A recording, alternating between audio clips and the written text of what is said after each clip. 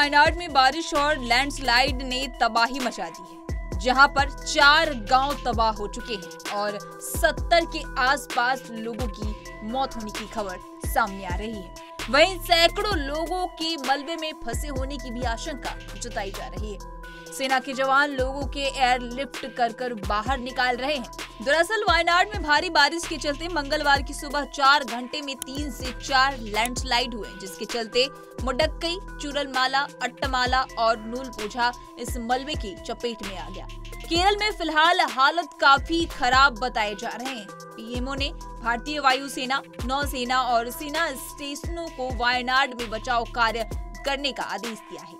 वहीं भूस्खलन की स्थिति इतनी गंभीर हो गई है, भूस्खलन से स्थिति इतनी गंभीर हो जाएगी, शायद ही इसकी आशंका किसी को होगा। ऐसे में सवाल ये उठता है कि क्या भूस्खलन आने के संकेत पहले से मिलते हैं या फिर नहीं। तो आपको बता दें कि भूस्खलन आने से पहले 5 बड़े संकेत मिलते हैं।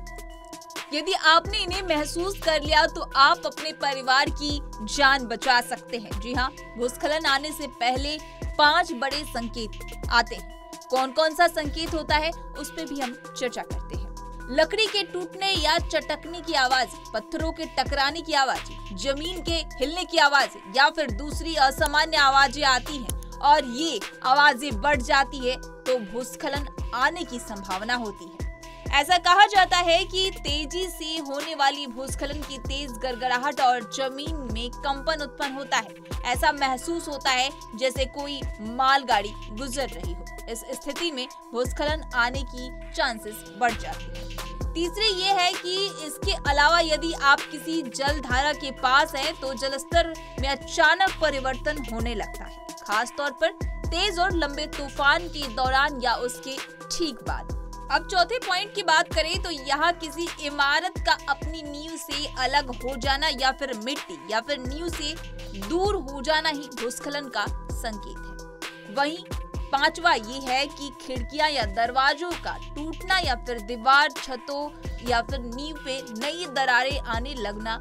इन सभी के संकेत से आप समझ जाइए कि भूस्खलन आने की चांसेस बढ़ गए हुए हैं। अब आपको बता दें कि आप किस प्रकार से इस परिस्थिति में अपने परिवार की जान बचा सकते हैं। जब भी आपको ऐसे संकेत मिले तो आप अपने परिवार के साथ तुरंत उस जगह को छोड़ दें, लेकिन ऐसा तभी करें जब ये करना सुरक्षित हो। यदि भूस्खलन से प्रभावित किसी इमारत में है तो बेहतर है कि आप खाली इमारत में ना हो या तो उस इमारत की सबसे ऊंची मंजिले पर चले जाएं।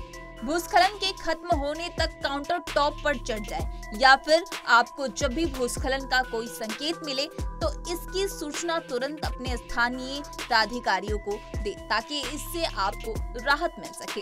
तो कुछ ये टिप्स थे जिससे आप जान सकते हैं कि भूस्खलन आने वाला है और ये अनुमान आपको लैंडस्लाइड आने से पहले ही लग जाएगा। इस तरह की तमाम अपडेट्स के लिए punjabkesari.com को लाइक, शेयर, सब्सक्राइब करना न भूलें। धन्यवाद।